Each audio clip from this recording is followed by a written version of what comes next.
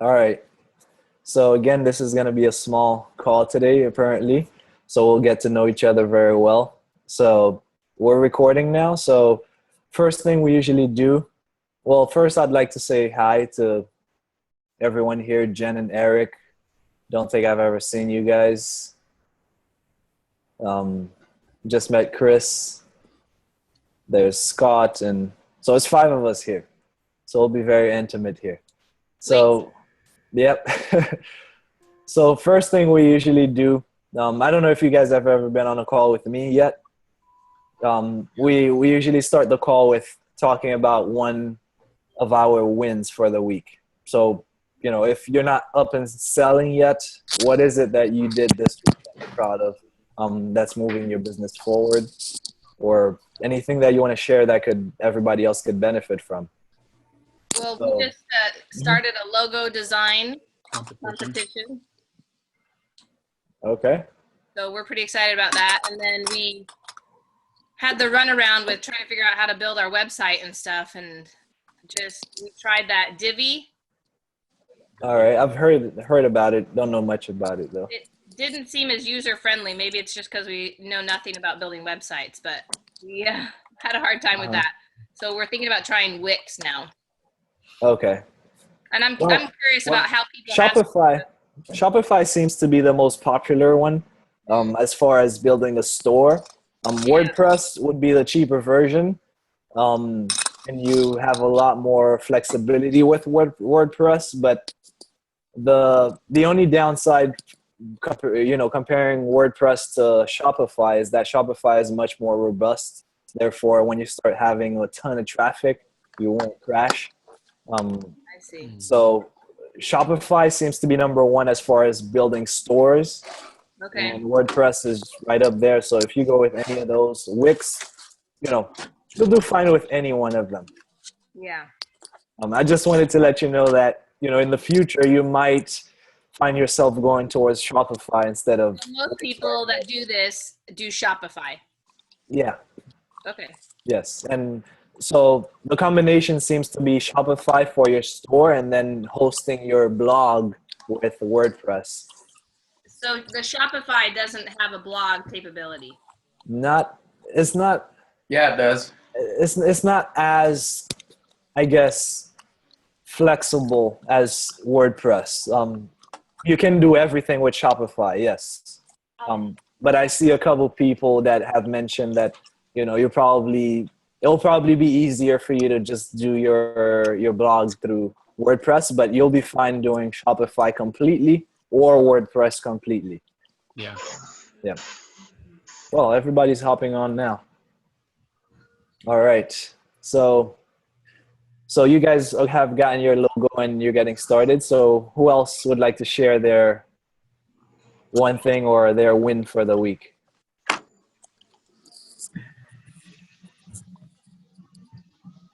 I'll I start guess calling. I guess Okay. I'll chime in. My Sure. name's Chris. I'm from Colorado. Got a couple brands in the health space. Going back to the question about your website, I would highly recommend Shopify. And then there's a tool like a landing page builder out there called Zipify Pages, and it's insanely easy to use. I would highly recommend that. A landing page. Yeah, it's like a What? landing page, order form. You can build anything you want with it. It's really amazing, and it's for Shopify. So it's competitive to um, not lead pages, the other one. Yeah, it's kind of like that. Okay. Funnels, lead pages. It's very easy to use, and they update So it a lot. So I would highly recommend it. what's this one? Zipify Pages. Zipify. Okay. All right. Thanks. Yeah, and then so the biggest win, I guess, for me was more product focus and going through some of the training. I think I need to focus a lot more on the audience building aspect first before I even purchase any sort of products or try and sell anything first. So that was just my win. Okay. Well, you don't have to go any route. So if that's what you choose, because you've studied the alternatives and you want to do the audience first. Marusha did that. She built her audience, then she launched to them. that's all fine. But if you don't have an audience, you don't have to put your business on hold until you have an audience. There are other ways around it. I did not launch through audiences, and so far my audience is still not big enough that I launch to my audience when I'm launching a new product. So you don't have to have an audience. If you can do anything else in the meantime to get your product selling, I just want to let you know. Yeah. So what are some of the alternatives to that then? Can you give me just a couple examples really quick? Are you selling on Amazon yet? Yeah. Okay. All right. Okay. So what is the one thing you need help with? No, I was just curious. Like you said, you don't have to have an audience. So if your products are already selling, then sure, yeah, you should focus on building an audience. I thought you were just waiting to get your products in Amazon. You were waiting to have an audience before you got your products in Amazon to start selling. Right. Okay, I got you. Yep. Okay. All right, sounds good. So who else would like to share their wins for this week? Or what you're up to? I'll jump in. This is right. Alex Mills here. We are launching our brand coming up, and we just put our, let's see, I think hopefully at the end of the week, we're going to have our first kind of anchor product on the boat. So it's been a process. It's been like 3 weeks getting the stinking shipping lined up. Really annoying, but I think it's like on its way.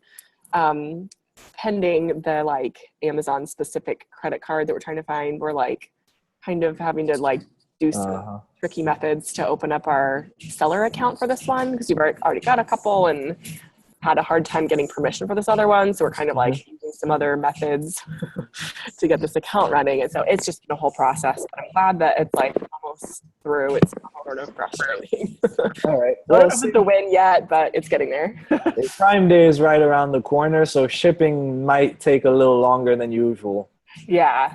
In some ways, I almost like don't want to deal with the headache of like losing all our inventory on Prime Day. So if we miss Prime Day this time out, I'm sort of like okay with that.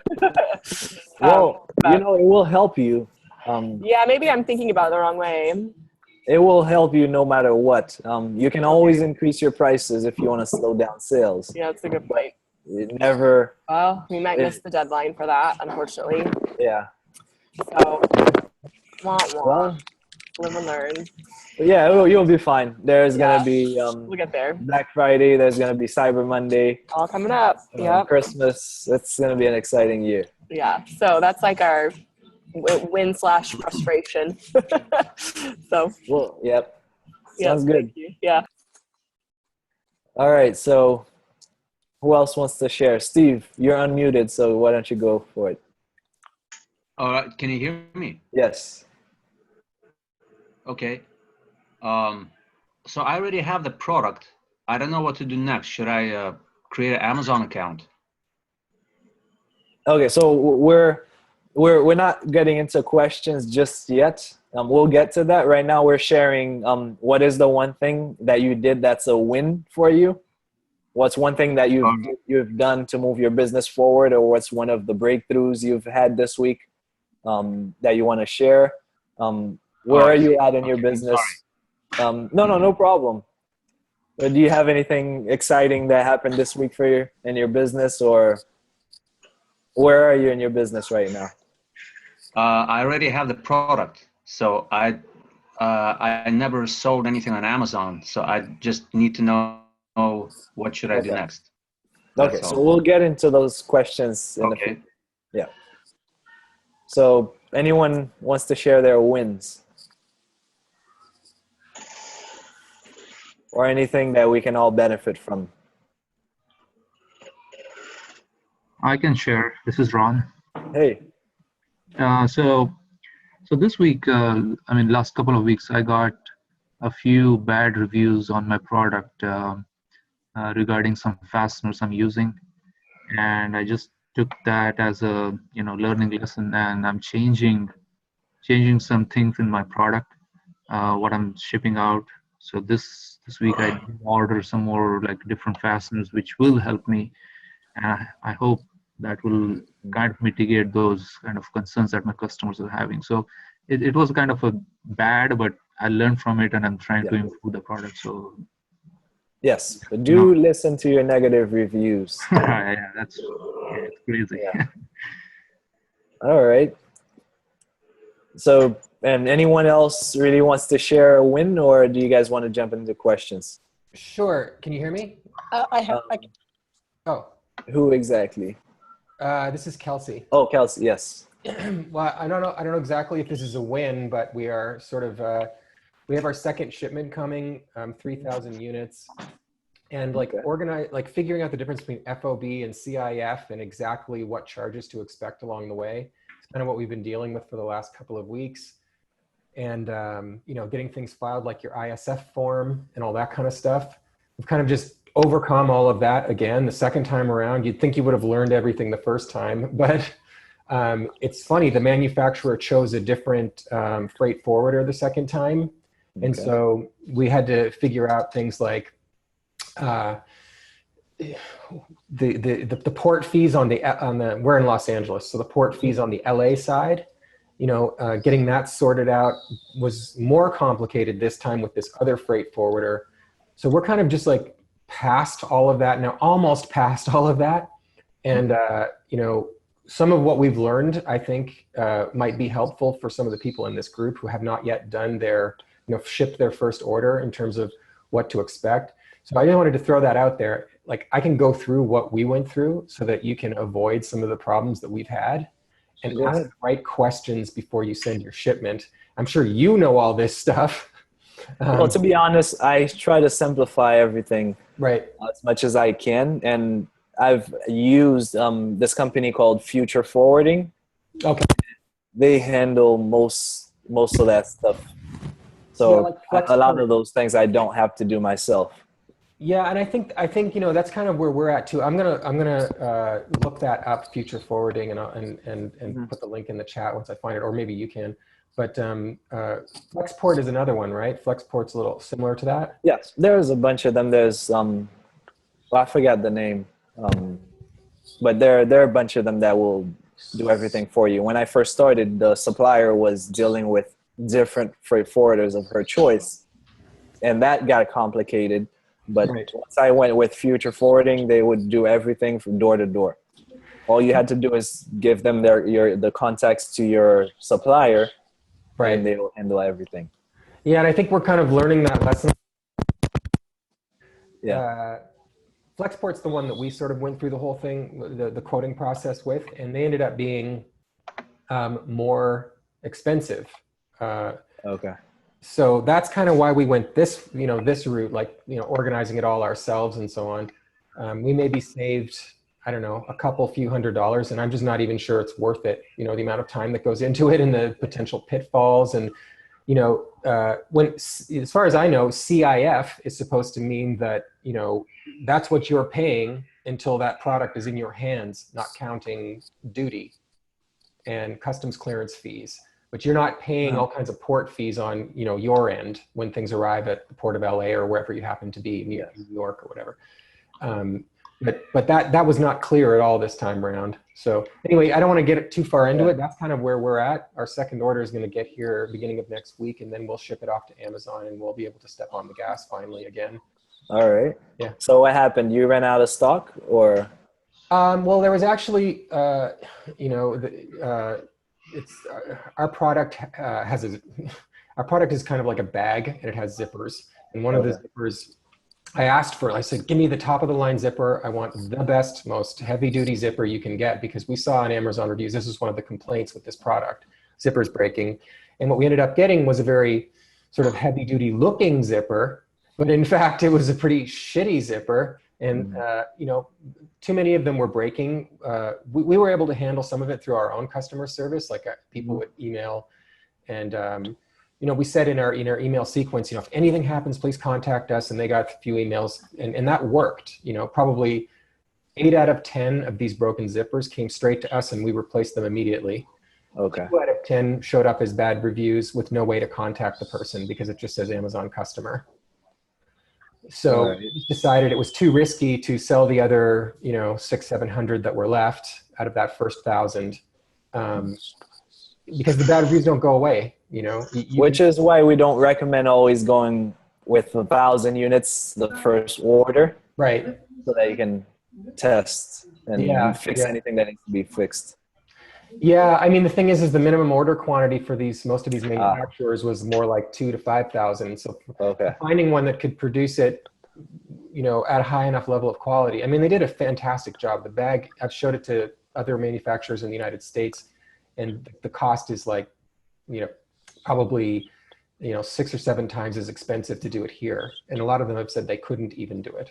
They just don't have the, I don't know, the technical ability to produce it the way we need to. So that was all good. They just cheaped out on one part. And, it was a tough lesson to learn. But in the end, we solved that. We're using YKK zippers now. Which are really expensive. And it's all kind of done. Anyway, I don't want to eat up too much more time. I just, having gone through all this shipping stuff, I know that it's a big headache and it's a big unknown for people who are just getting started. We have experience on the marketing side. We're an agency, so we've done just tons of different, digital marketing stuff over the past 10 years. But then shipping, how do you have to learn that the hard way, kind of, or listen closer to what you're saying to us. So what's your agency? Nitro Interactive. We're a digital marketing agency in Los Angeles. Okay. Yeah. And the way we've always, just, I don't know if anybody cares about this, but we've been doing all this work for clients for years and years and years. And then we decided, why are we not doing this for ourselves? And I think it's kind of the natural progression for a lot of agencies. You arrive at that. You're either, transition into training and developing training programs like what you're doing. Or you develop your own products and market those products. So we decided to go that direction. All right. Sounds good. So, well, thank you for all the information about the shipping. So hopefully someone here will learn something from it. So who else wants to, and if anybody has further questions for Kelsey, go ahead and ask. But what is it that you need help with in your business? Go ahead. Someone started talking. Yes. So this is Ron. Can I ask the? Okay, so Ron. Just one thing. Since we are on the shipping topic. Okay, hold on. Something's wrong. All right. So go ahead, Ron. I'll get to the next person soon because it seems the communication is not too clear. Okay. So since we're on the shipping topic, can you elaborate on your future forwarding thing that you just said and how that helped you with getting products from different suppliers from, say, China to here? Well, you can either go the route that Kelsey went, which meaning they were handling everything from getting the product out of the supplier, probably to handling all the payments, customs, handling everything himself, to I just go ahead and hire future forwarding and they pay customs, they pay all the fees that need to be paid, and they just send me an invoice. Whoa. Are you guys hearing me? Because my screen just... Yeah, I can hear you. Yeah, we can hear you. One sec.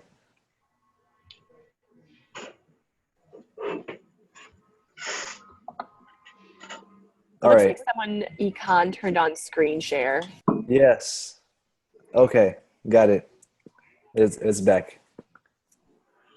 All right. So yeah. So future forwarding, among others, it's not. I'm not saying it's the best. I'm saying that's the one I have used, and they've made everything simple for me. They pay everything. They handle everything from taking the products from the supplier to Amazon, and not a lot of freight forwarders are great with Amazon. Some of them have to spend a lot of time trying to set appointments, where future forwarding a company, they have a relationship with Amazon. So they set their appointments in advance, they handle everything, and they just send you an invoice. You pay them directly and everything else is taken care of. So my shipments from China have been pretty easy for me using them. I don't know what your experience, Kelsey, has been. Well, did they do a one-time customs bond for you, or did you purchase your own customs bond? No, I did not purchase. So they're using their own.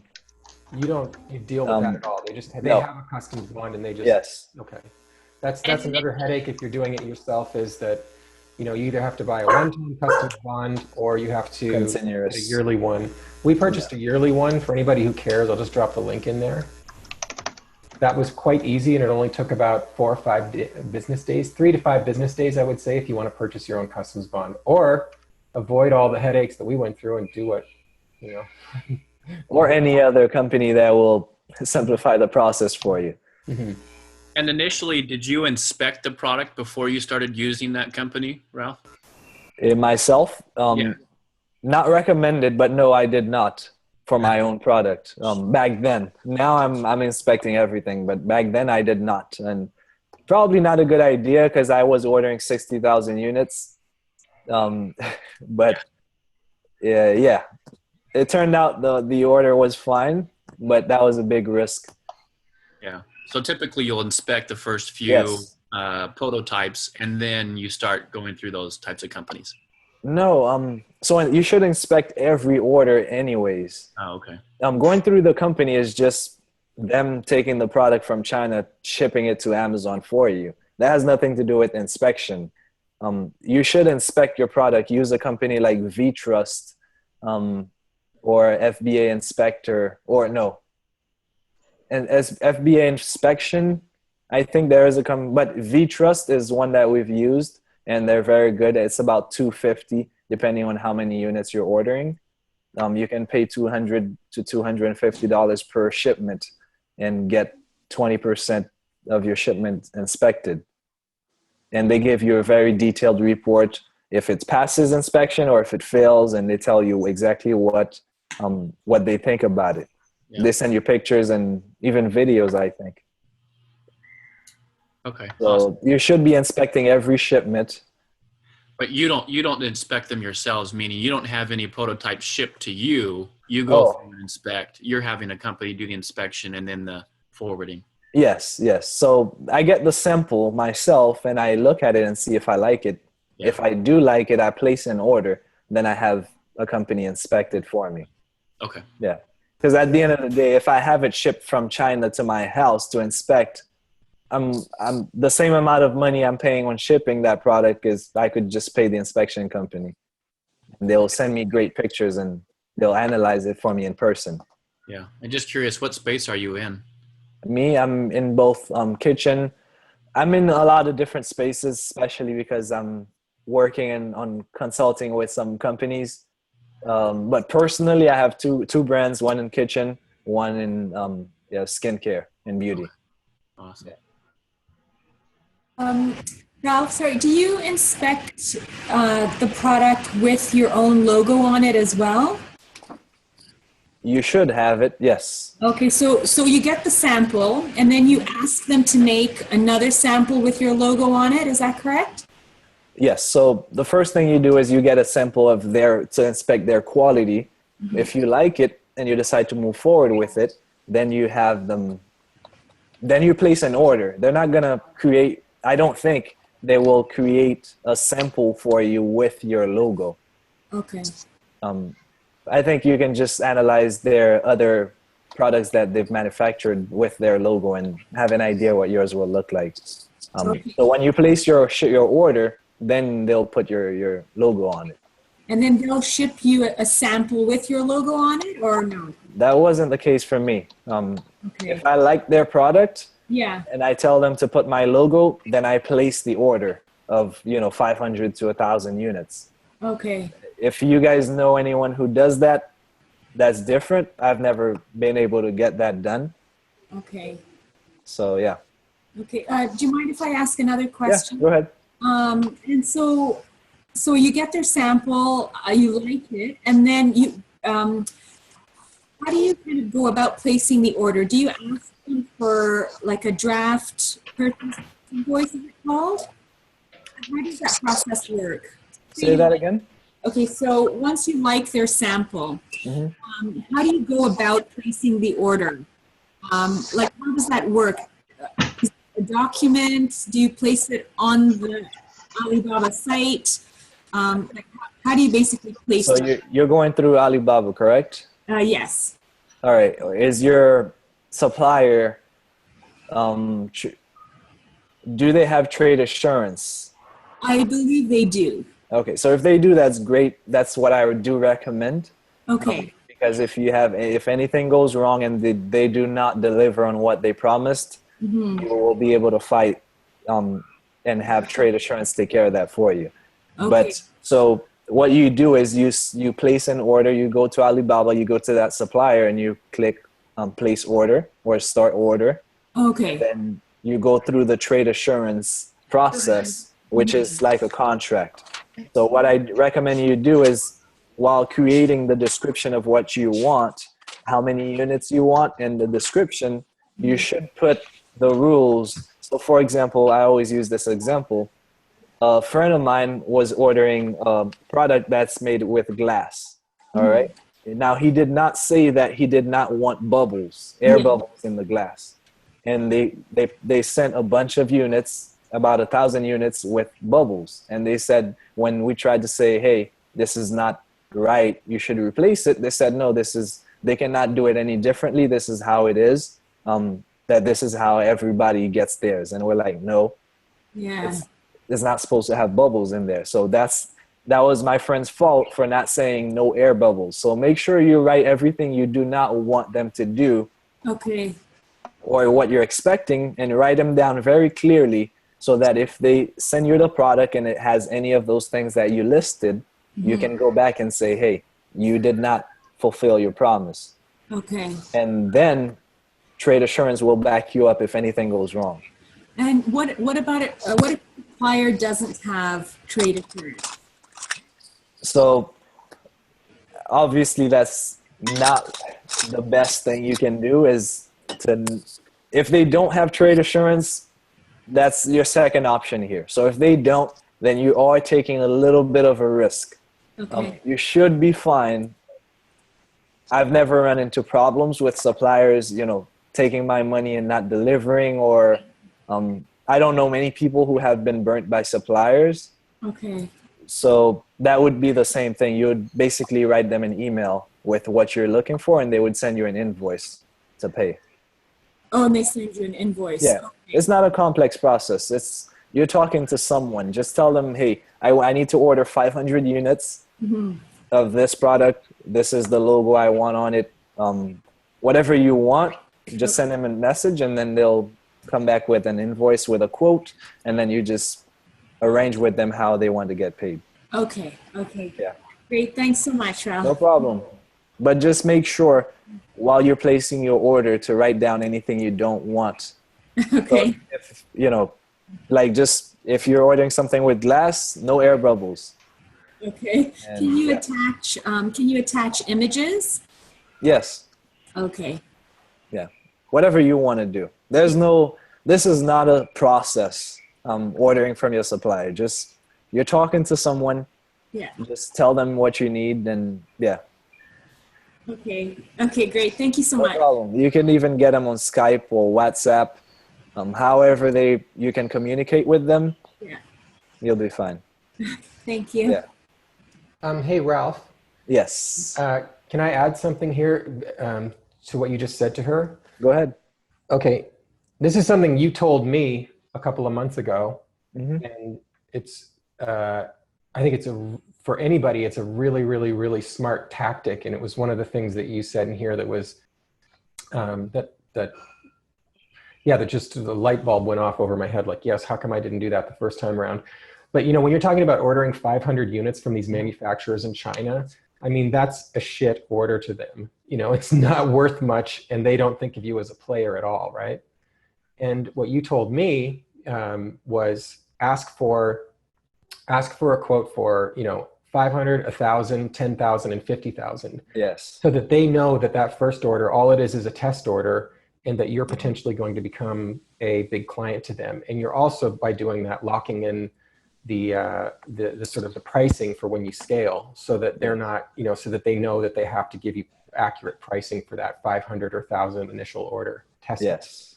So you told me that, and I think that anybody here who's like, I didn't know it was you, but I remember when I said it. Yes. yeah. Anyway, That's gonna come in handy when you're negotiating in the future, and it will get them to pay attention to you when you talk to them, because they know you're gonna be. They don't have to know you don't have 50,000 in the bank. If you ask them for a quote for 50,000, they know you're just testing the waters with them, and they're gonna try to keep you and do the best they can to satisfy you. Right. Yeah, and it's made a big difference for us. Like I just sort of, as soon as you told me that, I changed how I was talking to the manufacturer. I started talking about 10,000, 20,000. Yeah. You know what I mean? And it definitely made them take us more seriously. Yeah. So like we went from 1,000 to 3,000, and now the next order I'm talking about is 10,000. And I remember he wrote back to me and was like, "Whoa, that's a big order." And so, That's always a good sign. Yeah. So like in terms of positioning, his perception of us changed completely. Yes. Yeah. You're not just this one person trying to sell online. You're a company now. Yeah. Just so thank you for that, and just wanted to put that out there for Tass and anybody else here who's ready to get quoted for their first initial order. Thanks, Kelsey. Just to add to that, somebody told me that you can request like exclusivity as well. Is that something that you've done, Ralph? Like you say that I'm ordering 500 now, and if I order another 3,000 or 10,000 in the next year, then you won't sell to anybody else. Have you? You won't sell to anybody else in North America or in your market? I have not done that. Okay. I would just add to her question does apply to us a little bit, because we made, our design is a little different than the ones that are currently available. And I remember after our first order, the manufacturer asked me, "Hey, can we put your design up on our website?" And because they, how Alibaba will, and Alibaba, they'll list all the different products that they have, and you can go and go, "I want that one." So I just said, "No, don't do it until we get established," and they haven't yet. So that was all I encountered there. I didn't ask for exclusivity, but so your product is custom. It's custom, and they were trying to list it on their site. Yeah. And is yours? I don't know who was talking. The person who has the question. Oh, it was Taz. Yes. Is yours a custom product, or is just a private label? It's a brand new product. They just came out with it, and they're the manufacturer. Okay. Well, you can try. I mean, it doesn't hurt. But I've never gone through that process myself. I was just curious as to what number. I was kind of unsure as to what number to put down in writing. Like, should I tell them, if I order 3,000, will you give me exclusivity, or should it be a number more like 10,000? I assume the more, the better. We'd have to find someone who's gone through that process so they can tell us exactly what worked for them.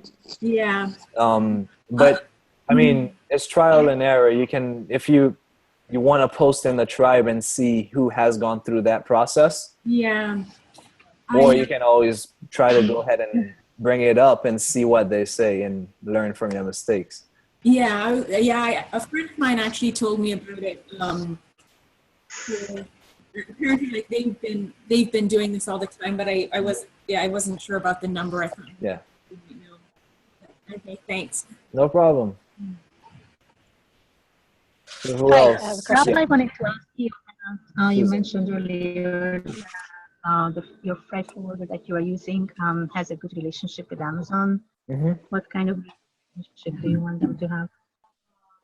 Well, because some freight forwarders, they ship products, but they're not big on shipping to Amazon. Therefore, Amazon doesn't have relationship, meaning some of them will have to take.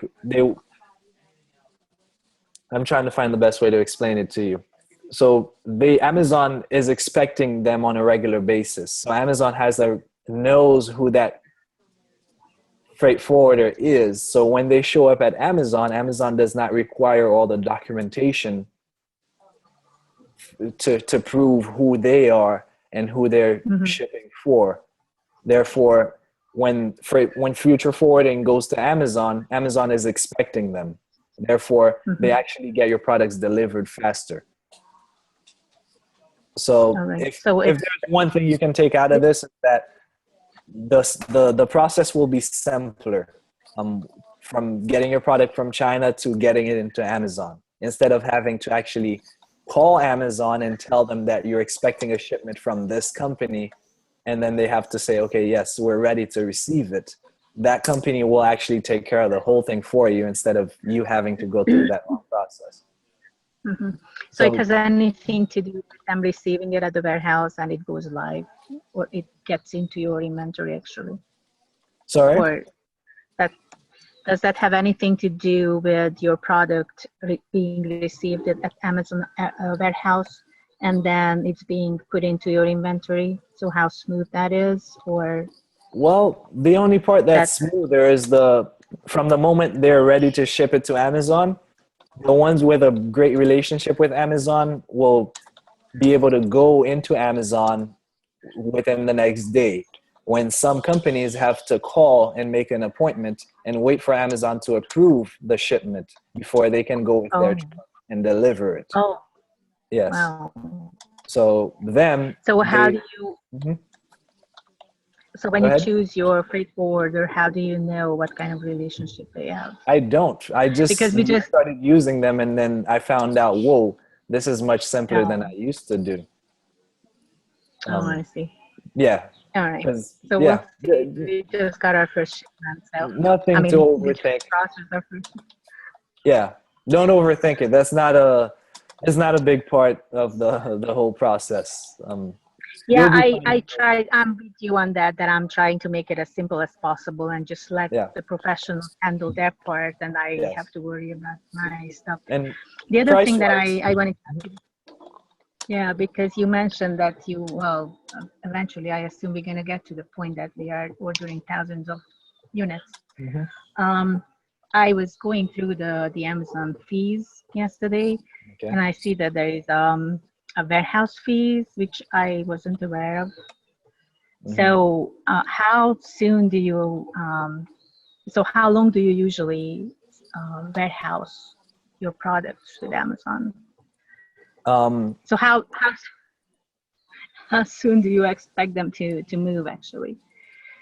You mean how soon do you expect to sell your products? Yeah. That's going to depend. How long do you think you will take to get your products successfully? Well, So yeah.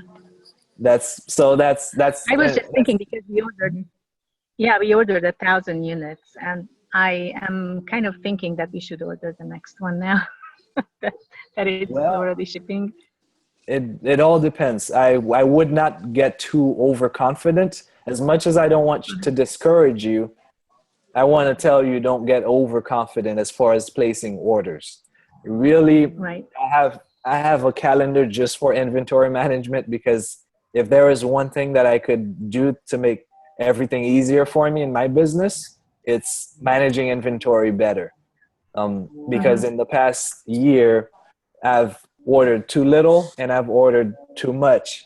And when I say too much, I've ordered 60,000 units and only sold maybe 10,000 in the month that I thought I would. So I can tell you from both sides, you want to make sure you calculate your inventory orders to get into Amazon. So they call that just in time. So if you think starting out, I don't know how much your competitors are selling, but starting out, maybe you can say, okay, I'm expecting to sell 5-10 units a day within the next 30 days as I launch my product. And then I'm going to start selling 20 a day, then 30. So 1,000 units should last you long enough as you start, unless you start selling 30, 40, 50 units right out the gate. You should not have to worry much about ordering your next shipment yet. You're going to have Prime Day, which you will sell, but I don't expect that to be a 200-300 unit day for you yet, especially since you're just about to launch. So I recommend you take a calendar and estimate how many you think you can sell every day and find out what your lead time is. So for example, if from the moment you ordered from your supplier, it takes 60 days to get to Amazon's warehouse, then always make sure you're ordering for your shipment to get there 2 months later, if that makes sense. Right. But try not to order for 6 months in advance. That's not a good idea. I tried to do that and I said, you know what? I'm going to save a whole dollar on each unit and I'm going to have stock for the next 12 months. I never have to worry about placing orders again.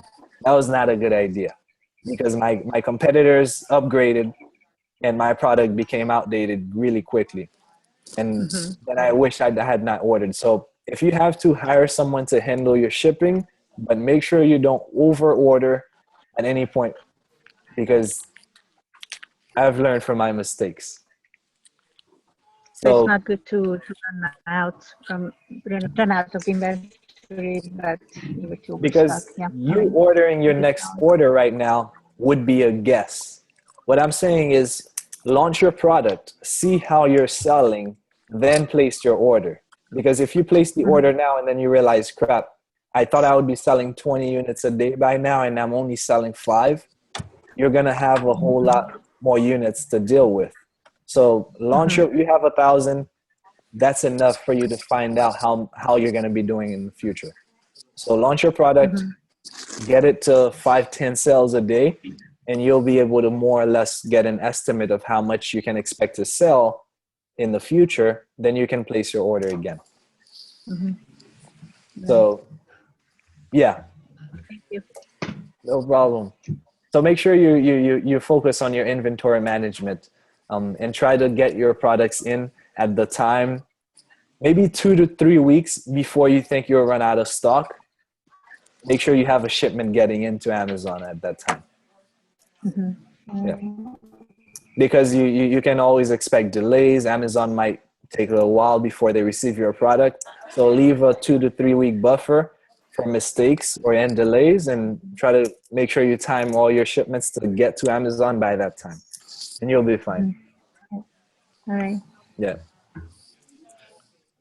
All right. So hold on. I Hi. see H has her hand raised.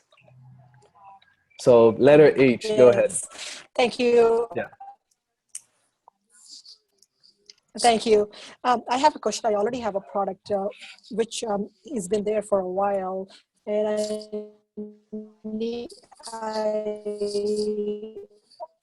last time you recommended to improve the sales, I update my list. However, Amazon is not updating the new titles and new bullets and description. So is there a way I can, because it's been there for a while and they kind of lock it, so they don't update the title and the...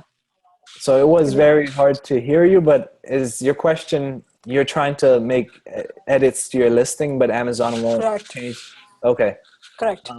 So you have to call Amazon. For some reason, they think that your titles, or I don't always know why, but the first time around is because they did that to me. It was because they didn't like the way my title was.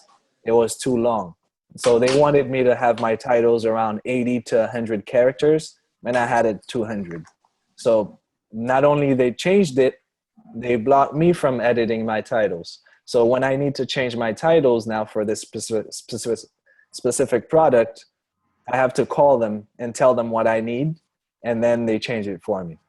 That's annoying, but unless you can do a flat file upload, I'm not sure if you will need to ask them for permission going through that process. But if you know how to do a flat file upload, try that. And if it doesn't work, call Amazon and tell them what you need to change, and they'll do it on your behalf. Okay, yeah, that's what I was going to ask. Flat file upload, it is kind of like a Excel spreadsheet. You put information there and then you upload it? Yes. So if you don't know how to do that, you can search for it or call Amazon and have them walk you through it. What I did is I have them walk me through it, and I recorded the whole process. So next time you can do it yourself. it is pretty complex if you're just doing it for the first time. So I'd have them walk you through it. Will it also work for images also you can do? Images, yeah, you can do it. I think so. I've never changed my images using a flat file, but I think you can. I don't know if anyone here has done it before, but I think you can. Okay. Yeah. And then what is the product inspection company you use? vtrust, v-trust.com. Okay. Yeah. And one last quick question. Do you have any recommendations for social media, like agency or somebody who could help with maintaining your page, content, things like that? So creating content and posting pictures and Yes. if that's all you need to do, I would not recommend going through an agency just yet. You'll pay a lot more, especially, I'm not sure what level you are, but if you are in the beginning stages, you want to make sure you make the best use of your dollars. And I'd recommend you just hire someone on Upwork to manage your social media. Okay. Agency-wise, Kelsey, I'm not sure if you have any recommendations. I know you do digital marketing, but there's a company, I forgot their name. But yeah. I think your suggestion is good for that, because most agencies are not going to want to take on small clients. Yeah. In the under a couple thousand, like $5,000 a month in budget is our cutoff, including agency fee and ad spend. That would be like the lowest we would go. And I think that a lot of agencies are kind of similar. Yeah. You said, and go on Upwork. Just if it's just posting to social media, it doesn't take too much skill. Yeah. I mean, that's a very cheap job, honestly. So you can just go on online jobs that PH and hire someone from there, or just go on Upwork and you'll find someone. Okay. They actually surprisingly can do a lot of things.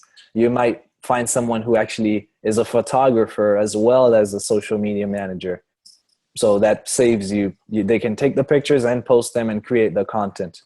And in the Philippines, you'll find a lot of people who are good at creating content for $3-4 an hour. Great.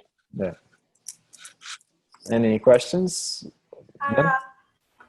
How are you? Ray, hi. I have a couple questions. All right. So we just created a group in Facebook to advertise to, when our product hits Amazon. And now I'm at the stage where I'm wondering how I promote that group. Is there a way that I can actually promote that group? Or do I have to go through some alter ways or something? So, all right. So you've built an audience, or not sure if I'm following. Yeah. Okay. So your question is, how do you actually get them to take action on buying your product? Well, no, I'm not quite on Ryan's call last week. He talked about building a group and not mentioning the product yet, just building a community. So that's kind of where I'm at. And I'm wondering if there's a way I can actually promote that group, with an ad on Facebook or something. Okay. So getting more likes to your page. Yeah, more people to join the group. Okay. I got a great video for you. It's Ryan's video actually on YouTube called, I'm not sure if it's the 12 months to $1 million or if it's how to launch a product. He actually walks you through the same exact process as he did to launch his yoga business. Okay. And he walks you through what the ads look like to promote that page. Well, when I do the ad, it wants me to do it through my business page, and from what I understood, what I took from what he said, I wanted to keep those two apart until your product's actually ready to be promoted. Yes. So when I go to put in the ad, build it in Facebook, there's no option for me to actually promote it with my group page. I'm a little bit confused and conflicted on that. I'm confused as far as what exactly. So tell me if I'm wrong. Your question is how do you promote your page? Is it a page or a group? It's a group, and like originally I thought like I watched Sean's video and he said to create a community, but then on Ryan's last call he suggested a group, so I went ahead with the group, and now here I am trying to promote it now, and there's like no way to promote it. Like you have to do something else. I don't know if there's something else I have to build. Well, Yeah, there is no direct way to do it. You have to go around. Ralph, if you want, I can chime in on kind of the workaround. Go ahead. Is that Scott? Or? Yeah, I'm Scott. I'm Kelsey's partner. Go ahead. And one way to do it, because there is no ad, you can't go directly to a group, but you can create a post on your Facebook page talking about your group, then promote that post. That's what people generally do. So there's no other way to really directly do it, but people can, promote their groups that way. So you just put it on your Facebook page for your business, and then just promote that post, if that makes sense. Or I assume, so you don't have a fan page as far as likes. I would assume if you have a fan page with followers, or if you build one, which is easier to build up, you can use that to send people to your group. Yeah. You can grow. Yeah.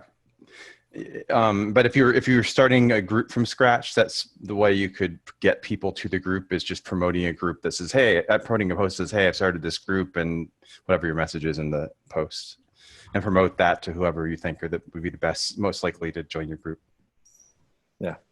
Yeah. But how does she's kind of maxed out her circle of influence right now, right? And within her group, and what she wants to do is figure out how to, like, say she didn't know me and she wants to get the word out about her product. How does she find other people who are interested in her organic dog food? Well, it depends what the group's about. Usually the groups are going to be something, you're not going to have a group usually about your dog food necessarily. Right? I know what Ryan was talking about in the last call is more about it would be, I love dogs, or I love whatever, that, something closely related to the dog food niche. And then, so that's what your group's about. Something, not about the product, but about a topic very closely related to the product. And then you promote that. The only way to promote a group, though, through ads, is to create a post on your page, on your Facebook page, and then either boost that post or learn how to use Power Editor and just create, find interests that are related. There's endless ways to target people on Facebook through the ad platform. Once you get in there, you could, whether it's different pages that are about dogs or different groups, you can't really target groups, but you can target different pages that are about dogs, different interests that are about dogs, things like that. Once you start getting, it's really there's a lot of complexity to it, but you can start very simple and just find things that people. So is it better to start a business page then and not a group? I think what Ryan was talking about is it's easier to organically grow a group. It's just Facebook doesn't make it easy to use, as easy to use the ad platform to do so. So you just use, you're not doing anything against their terms, really. You're just promoting a post that talks about you started this group. So it's easier to get it once you're this is just kind of a process to get it started. And then once you do, you can promote it all the way through the different ways that you would promote a group organically. It just tends to be, you get more engagement and you get more organic growth with a group than you would a Facebook page, which you're going to really have to pretty much either be really, really dogged with it or pay a decent amount to get active users to a Facebook page. It's much more, less organic growth on Facebook pages these days and more paid growth. Okay. So the group is more like, about, not necessarily about your business. It'd be about, if it's dog food, it'd be easy because you could just do any topic about dogs, Right. Like Ryan's page. What Ryan said in the last call was he would do that as the I Love Yoga page as a group now. Just because, groups, the key really is that Facebook's not there, because groups aren't really a part of their monetization strategy right now, you can still get free displays of group posts and things like that. Whereas having your page is really, really hard. You have to pretty much pay to get exposure for anything that goes on in a group. I'm sorry, on a page, on a Facebook page that you're, so when you put a post up there, even if you have 100,000 likes to the page, or we've worked with people who have millions of likes, they're still paying to, reach out to those people every time they reach out to them. It's a lot cheaper because they have a lot of engagement and things. So they're not paying as much as you might to run an ad for a product or something, but it's still pay to play. Whereas with a group, it just, once you get it going, it tends to take on a life of its own. You're not paying to, every time you want to talk to that group, you're not having to pay to get into their newsfeed. I see. So what I would probably, listening to you guys talking here, what I would probably do for myself is get a bunch of likes on a fan page and send people to the group. And that's a way to filter out your fan page too, to get the best people who are the best prospects into that group. And that will get you the most engaged people. So the group, the problem with the group is obviously what Scott was just saying. It's not as easy to grow, but it is very interactive and you'll get a lot more engagement, but it's hard to grow. So I guess this is a new way. Like Ryan said, we've been doing fan pages up to now, and now groups are starting to be a new thing. So I guess we haven't really mastered that group yet. So right now what we can do is actually start building a fan page and try to find a way to get those people to the group. But the fan page, you can get very cheap likes to that page, and therefore you'll get a bunch of targeted people to that group. And if you have any recommendations, Scott, I'm listening. But I'm thinking of getting a whole lot of people interested in my product into the fan page, keep them interacting in that fan page, and also make it, I don't know, if you can give them a better benefit of being in the group instead of the fan page, that'll, you can offer better discount or something. Well, what you can do is just, the problem with the fan page, building the likes up now, is what I was talking about before. About 2 years ago, they started really changing the game with Facebook, and it went from, I can get free, I have a Facebook page and I basically can reach maybe half my audience when I post to it, or as long as they're engaged with the page, they'll display their ads to people that read the post. They basically, because the explanation from Facebook was that there was too much to display to everybody's newsfeed because it's just too successful, basically. So you had too many choices, and they would never be able to decide what goes in the newsfeed. So their solution, which also makes them their money, is that you have to pay to boost things in people's newsfeed so they actually see them. Yeah.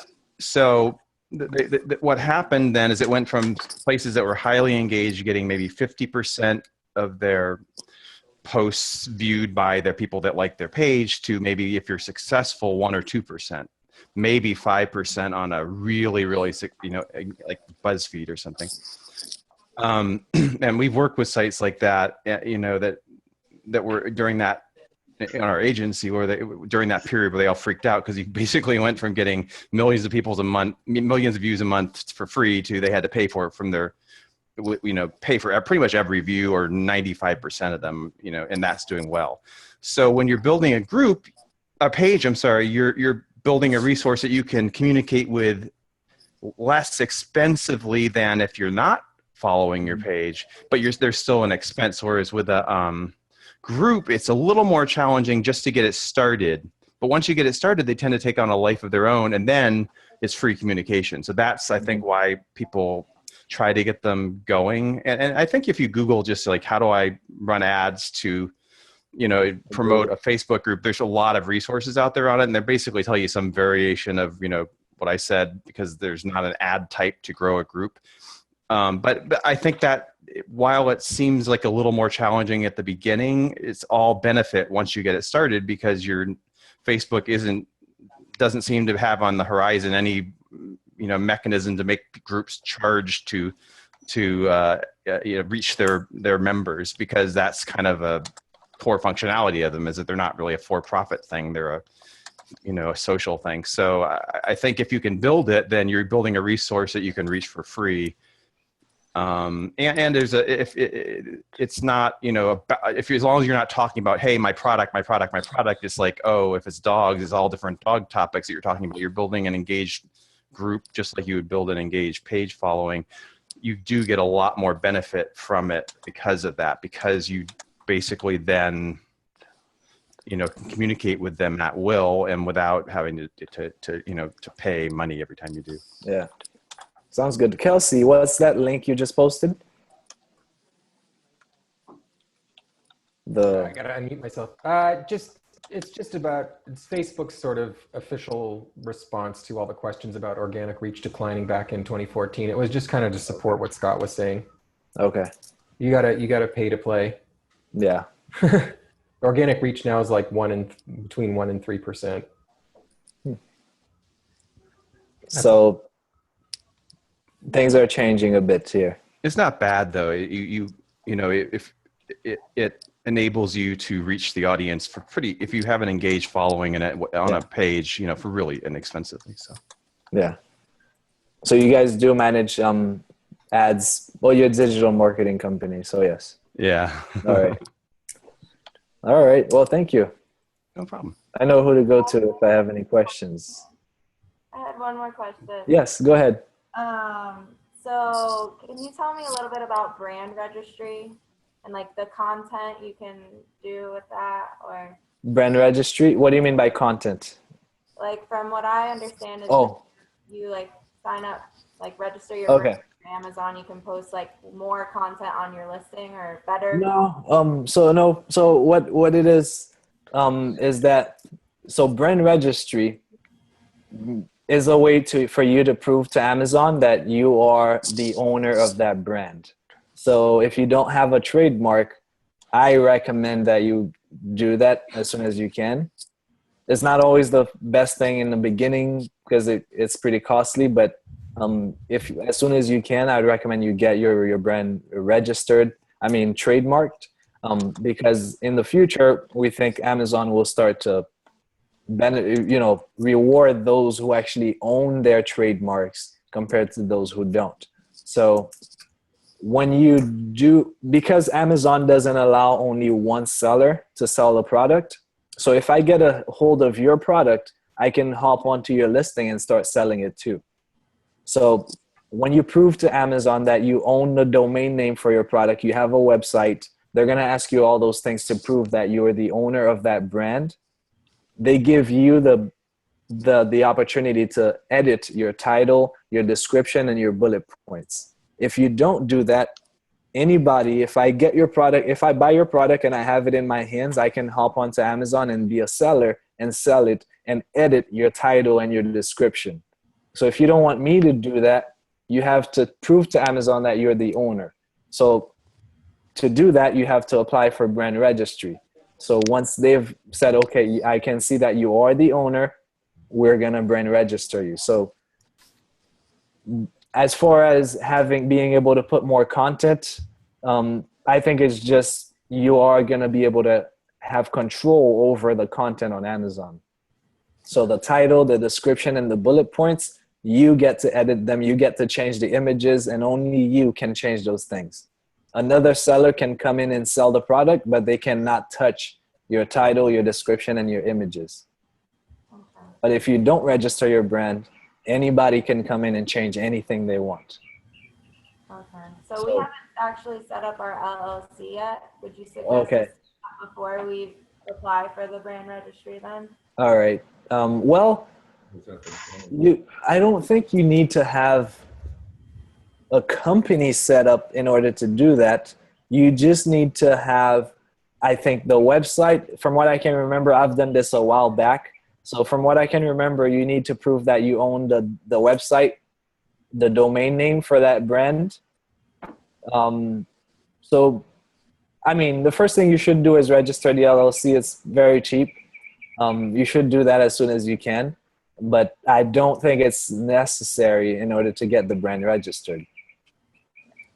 But in the future, the trademark, I think, will become a mandatory thing in order to have the brand registry.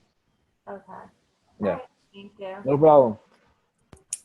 Hey Ralph, So, once you open up once you register your brand too, it opens up a new section on the page too, right? Where you have the option of three or four different layouts. The enhanced content. Yeah. Yes. Don't break your back over that. It will help. It won't change your life. As far as the enhanced content, it helps. I don't think it will increase your conversion rate by more than 2% or 1%. But it does help if you do it right. You have to use it to feature the right benefits, and you have to use it right. But a lot of people who in the past, about 2 years ago, when we were trying to get HTML content into the description, we realized that it really did not change much as far as conversion. Do you think it hurts because you're pushing your reviews and some of the other content, like your question and answers, down, like no, I don't think it hurts. No, it never hurts. I don't think it hurts. If somebody's looking for the review, they will scroll. Right. Okay. Yeah. It can only help. I'm just saying, because it can take some time to figure it out, I wouldn't tell you to focus on getting that before you can start selling. It's not that important. Yeah, we registered our brand and we just have yet to fill out that part of the page. So yeah, I'm looking at what our competitors are doing, and some of it's good, I think, and some of it's kind of lame, like they're just putting filler in there. Yeah. So yeah, right now that's last on my list for launching new products. Right. I'm not rushing to get the enhanced content. So, quick question from Ronald. What time is it? It's 3:10. All right, so we have to hurry up. Ronald is asking what is the best way to get Amazon to allow to have multiple accounts? You have to call them and tell them that you have 2 accounts, or you're planning to have a second account, and you have to give them the information. But the one thing you have to know is that you cannot sell the same types of products in both accounts. So for me, I had to tell them, hey, I have a kitchen brand and I have a skincare brand. I will never sell the same product, because they don't want one person to be able to have 3 companies selling the same product, therefore taking up the whole first page. So they want to make sure you're selling different things in each brand. They don't have a problem with you having multiple accounts as long as you're selling different things in each account. So if you have an account that's selling everything you can think of, that might not be a good idea. But if you can call them and tell them, hey, I'm thinking about doing this, I will not be selling the same products. Tell them, what you're planning to sell. And if they agree, they will say, okay, they're going to put you off, because they have a robot. The robot is looking for any similarities between anything you're connected to. So if they see that you're connected to 2 brands that are selling the same product or same type of product, that robot will raise a red flag. So what they do is, once you call them and tell them that, they will take you off that list so that the robot cannot flag you for anything in the future, if that makes sense. Okay, yeah. So, all right, 1 or 2 more questions, and then we'll get going here. All right, so Jafar has a question.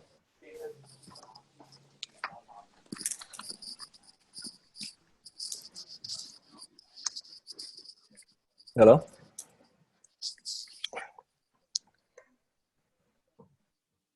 Jafar? Yes, can you hear me? I do. Okay. So actually I have a product, like right now I'm selling like around 5 to 6 units a day. What I'm planning to do is I'm planning to add like 2 to 3 additional accessories that goes along with that. Yeah. But price will almost double the current amount. Is it a good idea to use the existing listing, which has like 90 plus 4.5 star reviews, or do you recommend using the brand new listing for this item, like the new item So along you with want the? to offer a different option, but that has more accessories than the first one. No, like right now I'm just selling like one item. I'm planning to create a bundle so that then I will be adding like 2 to 3 different accessories that goes along with that item. Okay, so you want to know if you can just replace the listing that's Yeah. here, or if you So should. do you, just use the current existing listing, update the listing as well as the images, and just use the same and change the pricing, everything? No, I would say let that one sell, create a Mhm. new one, and that will help. I don't know if you can actually go ahead and create a new variation. Oh, I okay. don't know. I don't know if you can. I would call Amazon and ask them if that is possible and how you could do that. That would be much better, because the same people who are buying for the first one can Mhm. also see the other option right next to it. But like I see some people, like they just replace, they make the changes and they just repurpose the same listing. So you still use the same ASIN, same FNSKU, everything. So your Just you will add competitors like, are actually changing completely. yeah. So they are Okay. changing. Yeah. So you might want to do the same. Okay. Because that product, in a matter of Mhm. time, it will end up going down, because if people Yeah. find your competitors more Yeah. better options more attractive, they will start buying their products instead of yours. So if that's Yeah. if that's considered an improvement to your Uh-huh. product compared to your market, then yes, go for it. Yeah, but only thing is, does it has any like negative impact with Amazon's algorithm, because the pricing will go double? Like, since you are like historically selling this item at $20, now suddenly it is like close to $40. Uh-huh. Then Amazon may think like you are selling at overpriced, so they may like No, lower your well, rank. if your competitors are now 40, Okay. then Yeah, not if you're everybody is 40, doing, but okay. only like 10 to 20% of them are doing So that. that Yeah. 10 to 20%, or are they ranking higher than you or lower than you? They are selling more. Yeah. So that tells you something. I mean, they might have more reviews. Yeah, they have more reviews, because the like with like when you have like more accessories, you are selling maybe like 40% more. Then it is more attractive to like get the Okay. people to that bundle versus like single item. Yeah. So if it's proven that people want that more, then I would say go for it. Yeah, and I have another quick question. So in your email, like autoresponder sequence, like if you Yes. wanted to link the videos, can you like provide like you are hosting can you host like the videos on your own website and give the link in the email? Like if you wanted to watch how to use this product, like go to this site and like watch the videos, how to use the product. Amazon doesn't like it. That's a good Okay. idea, but Amazon doesn't like it. I don't want you to So, link people outside of Amazon. okay, so what are the options to host inside the Amazon Web Services? Like, is that the only That option, or the Yeah, that's YouTube? actually a good idea. Host it into Amazon, and then if you can attach it to the email, well, maybe not attach it, but if you can link to that, then that would be a good idea. And can you host like inside YouTube and like in your YouTube channel? Can you link that? Is that Nope. acceptable? No. Okay. No Okay. links anywhere other than Amazon.com. I'm not saying you can't. You probably would never get in trouble, but Yeah. the terms of Amazon say you cannot link them outside Okay. to any other websites. Or you have like FAQ or like the ebook as as a PDF attachment and provide the links in that ebook, right? The link is not a link. I attach it as a PDF. Oh, okay. But like the YouTube, like the video links. Yeah, I think that's still taking them outside of Amazon. Oh, okay. Okay. Yeah. Thank I you. mean, Got it. you're doing something good here. Yeah. Amazon says they don't want it. Oh, okay. But like inside, only host inside the Amazon's web services. Okay. Thank you. All right. All right. So we'll do one more. Anyone?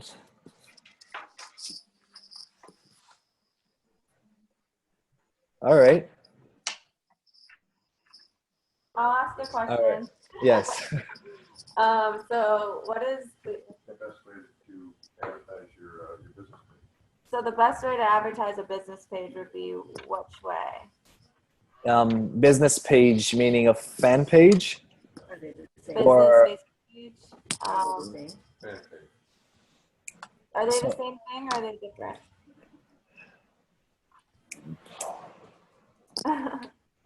all right, so business page meaning, well, yeah, it would likely be a fan page. Okay. I mean, yeah, it would Ryan named his I Love Yoga, but it could as easily be, Zen Active. Yeah. So if you look at the successful companies out there, for example, Bulletproof Coffee or any other company that's selling supplements, let's say, they just have their brand name, but that's because they're doing a lot of digital marketing. They're getting traffic from outside. So, they send the traffic to their fan page and their fans are they're trying to do brand awareness. Therefore, they do want their brand to be out there. What Ryan had proposed in his video is that you create a community that is interested in your product more than trying to build your brand name. Okay, those companies have much bigger budgets, so you could start with your company name on your fan page, or you can create something like I Love Yoga and have your target market in that same fan page. So how do you promote it? Then you create ads and have people like your page. So, as an example, right, Ryan did, he created ads that said, hey, do you like yoga? Like this page. Very simple. And then people, I'm doing what Marusha did, like follow the journey type thing. Okay. Documenting the process.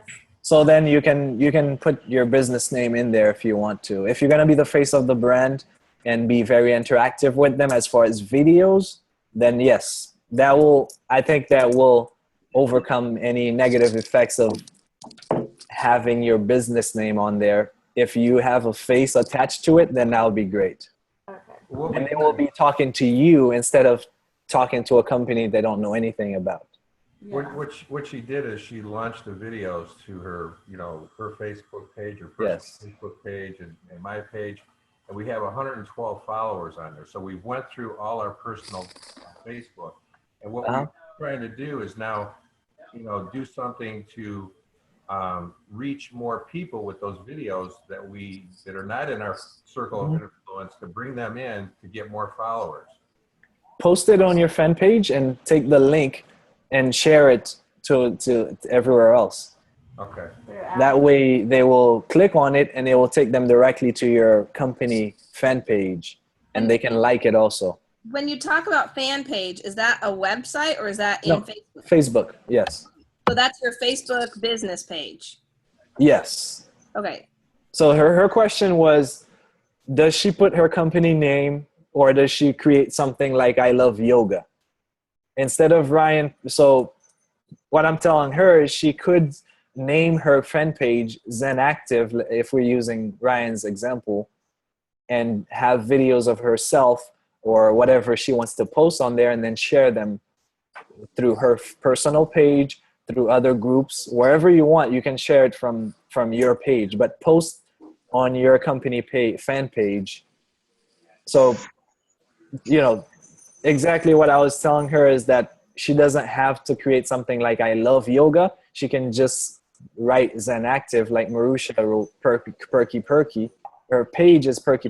That's the name of her company. It's not I Love Coffee. So I don't think you should worry too much about creating an I Love type page or putting your company name. If you're going to have really engaged and content in there, then you should be able to get away with just putting your company name on there.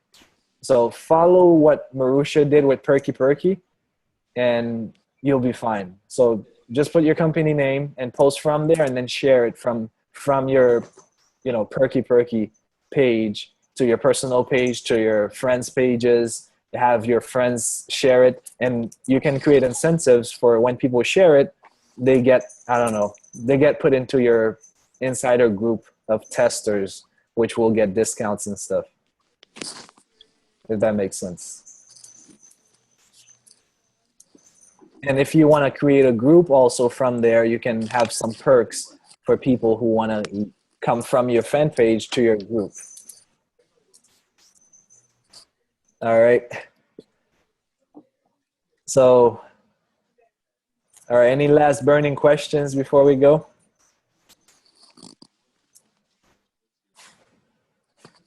You guys seem to have one more. No? I'll ask one more actually. Yeah. It's really quick, I swear. So for the pictures, like for on the Amazon listing, what would be like a good program that we could do it ourselves, like make collages? I know some of our competitors have like action shots and of their product like spilled out in the front, you know, like superimposed in there. So I'm wondering if there's like a good program to get that's not too expensive that we can ourselves with. I was told of one, but I have no idea where it is.